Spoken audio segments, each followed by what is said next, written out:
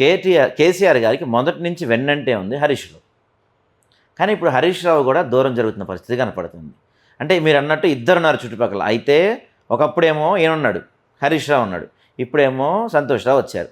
So వీళ్ళిద్దరిలో ఎవరు కట్టప్ప కాబోతున్నారు? ప్రజలుగా మామూలుగా మేనల్లుడు అయ్యేసరికి డైరెక్ట్గా మంత్రిని చేసి తర్వాత ఎమ్మెల్యే చేసి మెయిన్ కేసీఆర్ గారి తర్వాత ఇంపార్టెన్స్ ఉండేసరికి ప్రతి ఒక్కరు అనుకున్నారు హరీష్ ఎప్పటికైనా కేసీఆర్ గారికి థ్రెట్ అవుతాడు అని విపక్షాలు కానీ ప్రజలు కానీ రాజకీయాలను వాచ్ చేసే వాళ్ళు ఎవరైనా అనుకున్నారు.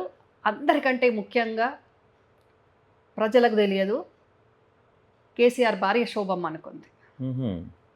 హరీష్ రావు ఎప్పుడైతే ఫస్ట్ మంత్రి అయ్యి వచ్చి శోభమ్మకు ఆశీర్వాదం తీసుకుందామన్న టైంలో ఆమె ఆశీర్వాదం ఇవ్వలేదు. నువ్వు చంద్రబాబు నాయుడు కావని గ్యారంటీ ఏంది అంది. దానికి ఐ విట్నెస్ నేనే. ఆ ప్రమాణ స్వీకారానికి ఓన్లీ శోభమ్మ నేను ఇద్దరమే వెళ్ళలే, అందరు కుటుంబ సభ్యులు అందరు వెళ్ళారు. అప్పుడు హరీష్ మంత్రి అవ్వడం శోభమ్మకి ఇష్టం లేదు కాబట్టి అప్పుడు కేటీఆర్ కవిత లేరు, ఇండియాలో లేరు, యూఎస్లో ఉన్నారు. లైమ్ లైట్ కాదు, రాజకీయాల్లో లేరు, ఇండియాలో లేరు. వాళ్ళు అమెరికాలో వాళ్ళ పనులు వాళ్ళు చేసుకుంటున్నారు. ఒకరు చదువుకుంటున్నారు, కేటీఆర్ జాబ్ చేసుకుంటున్నాడు. హరీష్ అవ్వడం ఏ మాత్రం కూడా శోభమ్మకి ఇష్టం లేకుండా చేత విధాల ప్రయత్నం చేసింది అందరితోటి. అందులో అందరికంటే ఎక్కువ ప్రయత్నం నాతోటే జరిపించింది. నాయన నరసింహారెడ్డి గారు చనిపోయారు, లేరు. మందాడి సత్యనారాయణ రెడ్డి గారు ఆయన లేరు, ఆయన చనిపోయారు. ఉన్నది ఒక్క మత్స్యనాచారి గారు. వీళ్ళందరి దగ్గరికి నన్ను ఇంటికి వచ్చేవాళ్ళు కదా, కేసీఆర్ గారు ఢిల్లీలో ఉన్న వీళ్ళు ఇంటికి వచ్చేవాళ్ళు కదా, వాళ్ళ వర్క్ వాళ్ళు చేసుకోవాలి కదా.